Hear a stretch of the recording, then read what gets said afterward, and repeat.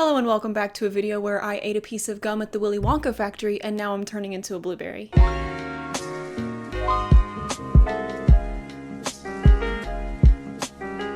Yes, the topic of today's video is Robert Pattinson, and no, you did not get sent back to 2008. Unfortunately, this is still 2020. The reason I wanted to talk about Robert Pattinson is not because I'm still living, nay, thriving within the Twilight Renaissance, even to this day. I don't really want to talk about him as an actor, as a professional. I want to talk about him as a person, or at least the version of him that he has allowed us to see. Because, oh boy, I could study this man for years and still not even come close to understanding a single thing about him. I don't know if he's even human, and I don't mean that as a vampire joke. I just don't know where he came from and where he goes whenever he's not on screen. So one of the first topics of controversy that surrounded Robert Pattinson back in the day when Twilight was a big deal was how he smells. Specifically that apparently he didn't smell good, or people said that he didn't shower. So Peter Facinelli? I don't know, Carlisle from Twilight, he's apparently to blame for Robert Pattinson's odor because he was the one who supposedly gave Rob the idea to not change clothes. And the reasoning behind this was that if he's wearing the same clothes all the time, it just looks like paparazzi took a ton of pictures of the same day, so those pictures won't sell. And, you know, who wants their picture sold by the paparazzi? Nobody. So it was a way to outsmart them. He just wore the same clothes all the time. And of course, he's not going to wash them every day. I don't blame him. During quarantine, I wear the same outfit every day for like weeks at a time. Don't judge me. I mean, judge me if you want. I mean, it is gross. I should be judged and held accountable for my actions. None of us, I think, at this point in time are allowed to pass judgment on that. But back in 2009, people were not happy to learn that supposedly he did not smell good. Him and Kristen both, I think, were accused of that, accused of wearing the same clothes and not showering in order to avoid paparazzi. And honestly, brilliant. But as of this year, he's quoted as saying that people think he smells like a crayon. He apparently gets a lot of people telling him that. He's told that he has a distinct waxy scent and this doesn't bother him, but he is quoted as saying, "Yes, like I'm embalmed."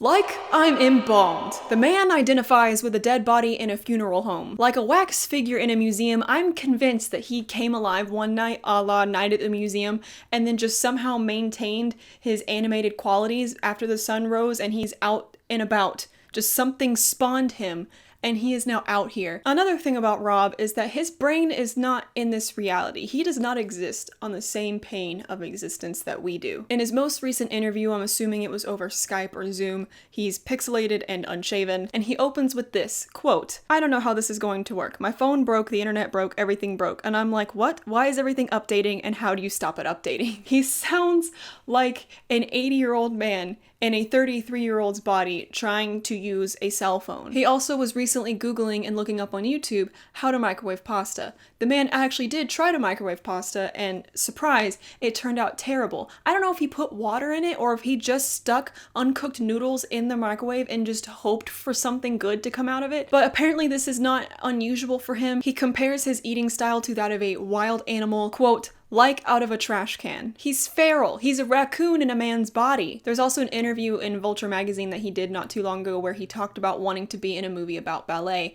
which prompted the interviewer to ask him, did you ever take ballet? Do you know ballet? He said no, and I quote, "I think there's a ballerina inside me." He didn't elaborate, that was just kind of it. So within this wax figure resembling a human being, there is now a raccoon and a ballerina coexisting. But it doesn't stop there. He has used the word disassociated before, but he says that that's too negative, more discombobulated. And I quote, "Like a dog in an elevator, and every time the doors open, there's a whole new world, and it just can't figure out what's going on. That's like every day for me." Can I get a same? I think we can all relate to this now, but imagine living like that 24/7 outside of quarantine. Like, our life in 2019, just imagine existing like how we do now, the way our brains work now. I already kind of live like that too, but I think I have a better grasp of reality than Rob does, or at least I used to. This is a 33-year-old man who says he feels like a dog in an elevator, basically saying that he has no object permanence. Like, every time the doors shut, the world outside the elevator just ceases to exist. Not like he forgets, gets lost, just ceases to exist, like a baby, you know. When parents play peekaboo, the baby's not just like, oh, where'd they go? When a parent covers their face, they just cease to exist. They no longer exist, which is upsetting to the baby. Why do we play that game? That's horrifying. He's a grown adult person who never developed object permanence, and I think that's just how he lives his life. I think once he walks into his apartment and shuts the door, like nothing exists outside of whatever reality he's created for himself, because I know it is not the same reality we're living in currently, or at least not the same one I'm living in. And I sort of feel the same way about him specifically. Like, I see him on movies.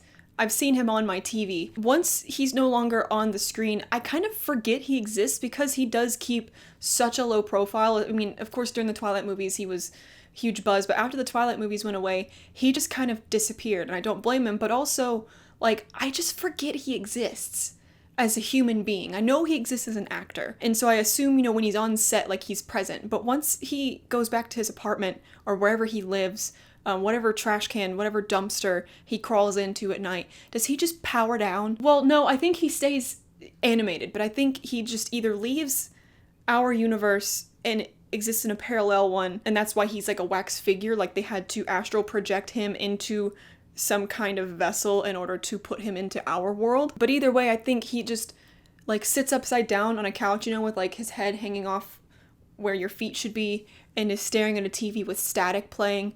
But what we see is static. He's actually reading his information. 1,000-mile stare, no one's home, and then eats microwaved pasta. I mean, that had to go terribly wrong. Like, I've microwaved ramen noodles before. I mean, I put water in them, granted, but I've cooked ramen that way before, and it tastes fine. You cook noodles in water. How quickly you do it doesn't really matter when it comes to ramen. So what kind of pasta was he trying to cook? And this man's 33 years old, and he's doing that. And he's got a girlfriend. I think she lives with him, too. He needs a babysitter. He needs a full-time, like, adult babysitter, because he is still a child. He doesn't have object permanence. He doesn't exist in this painted reality.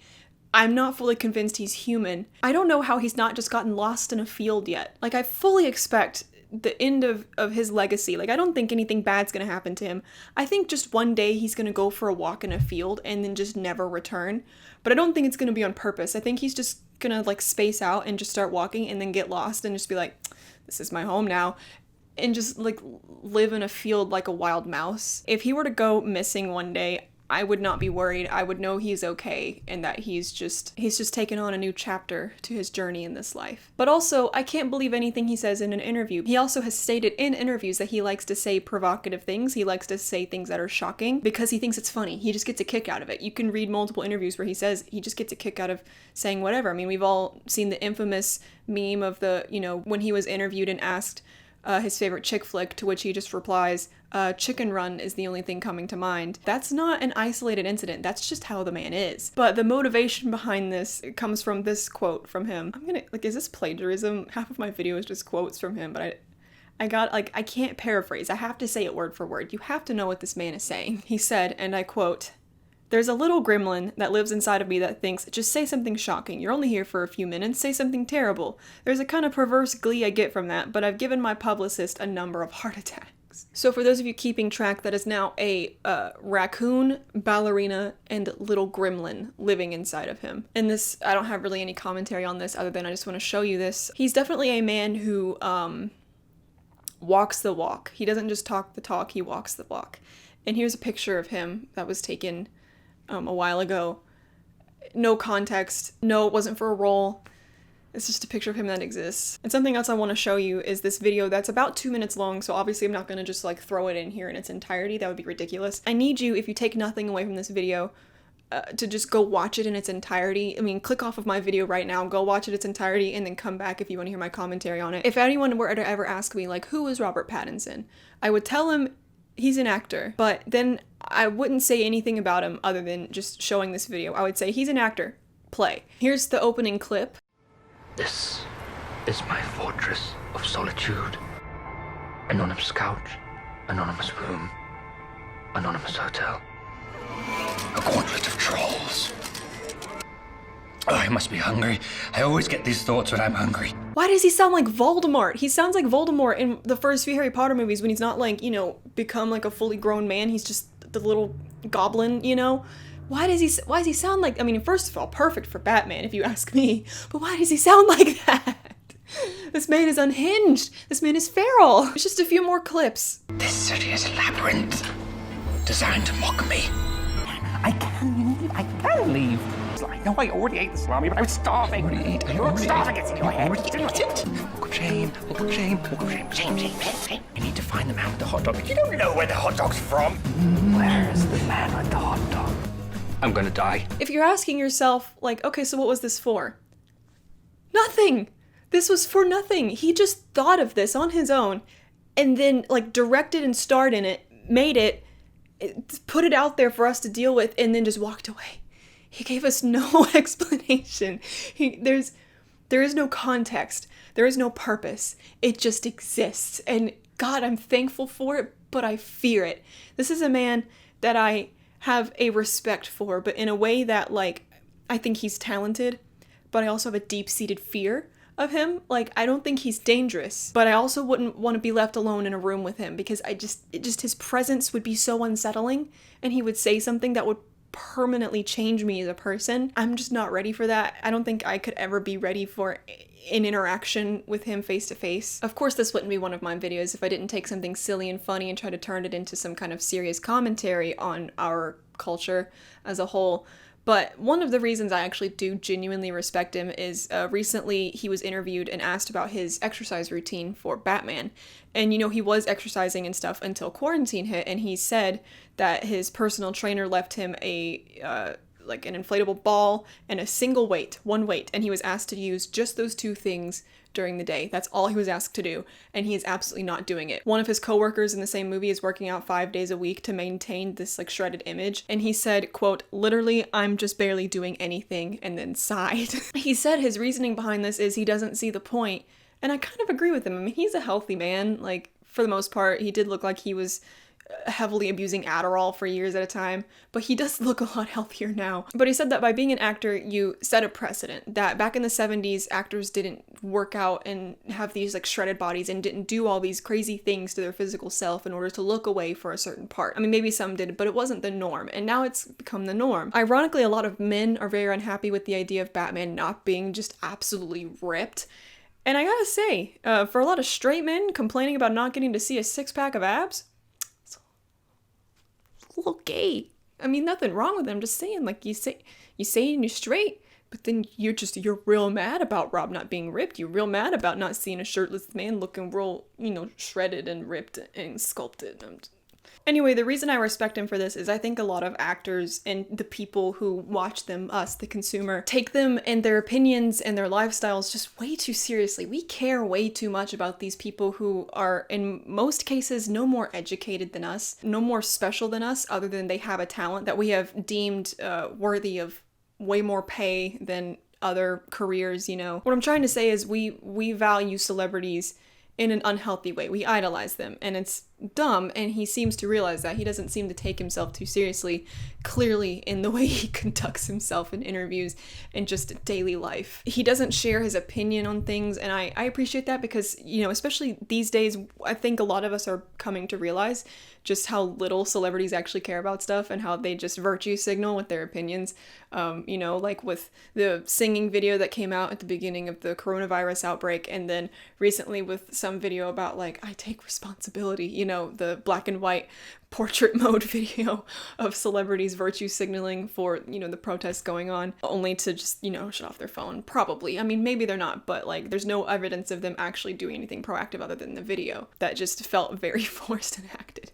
I'm getting off track. What is it that makes someone who has a high school degree and just happened to be in a cool movie any more educated or well-versed on a topic than me or you know? What makes them a more reliant source of information? Why do we wait and see what someone who was in a sitcom has to say about something before we choose what side we're on? And why do we care so much about the mundane aspects of their life? Like, I obviously care a lot about Robert Pattinson because he's funny. He gives off the funny stuff. He makes things up. He just says ridiculous things to be funny. He sticks to his role in our culture as an entertainer and doesn't try to, like, change us. I mean, for example, when I see a celebrity in, like, a Proactive commercial, I know they're not using Proactive.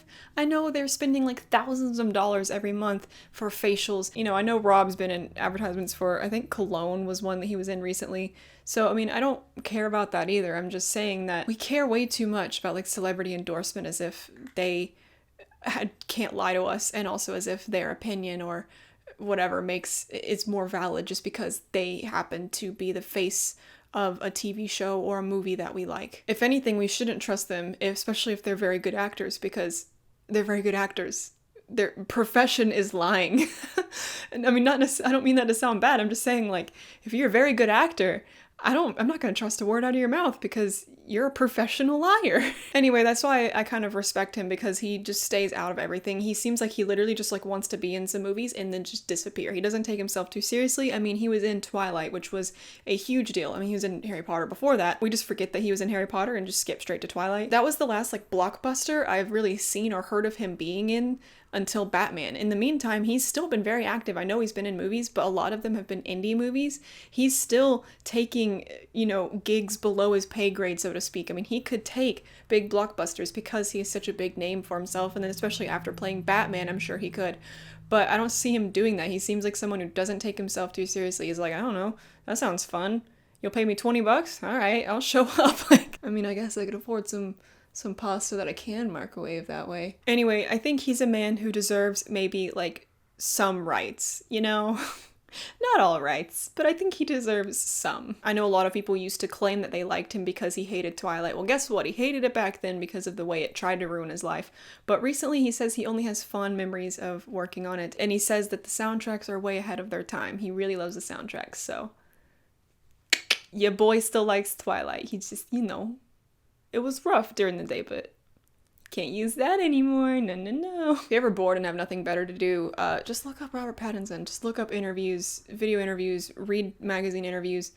Great way to pass the time. I had more fun reading for this video than I have actually like sitting here and making it, because it's endless. I mean, I still could not cover every weird thing he's ever said or done in this. Like, there's so much more. If you're ever bored, just type in his name in Google and just see where it takes you, And I wish more actors would just not take themselves seriously, would just exist for movies and then just disappear for a little while. Get off my Twitter timeline. I'm sick of seeing you unless you're being funny, okay? I don't care what you ate for breakfast this morning. Either tell me a joke or go away. Alright, thank you for watching. One like is one prayer for Robert Pattinson's publicist and whoever else is like in charge of him and has to deal with his shenanigans. Please subscribe. By subscribing, you automatically sign a petition that will try to save me from being eaten by the Willy Wonka factory Oompa Loompas. As I continue to turn into a giant blueberry, I will be consumed and used to power the factory. I mean, at least then, like, my physical vessel would be put to some good use, but it would make my mom sad, so it's probably better not to. I stream on Twitch if you want to watch me be really bad at video games. You can come hang with me there most nights. The link is down below, as well as a link to Patreon, where I have an exclusive Discord. We all play Animal Crossing together and just generally hang out. It's fun. Sometimes they get exclusive bonus content. Some of them get my videos a couple days early, which is why, please stop commenting this, but this is why you'll see comments that are way before the video was published, because they get access to that. Please stop commenting that. I've said that in so many videos. Also, of course, links to my social media are down below, but since no one literally ever clicks that, they're here on the screen for you, you lazy bum. Anyway, thank you for watching, and I'll see you in the next one. Peace.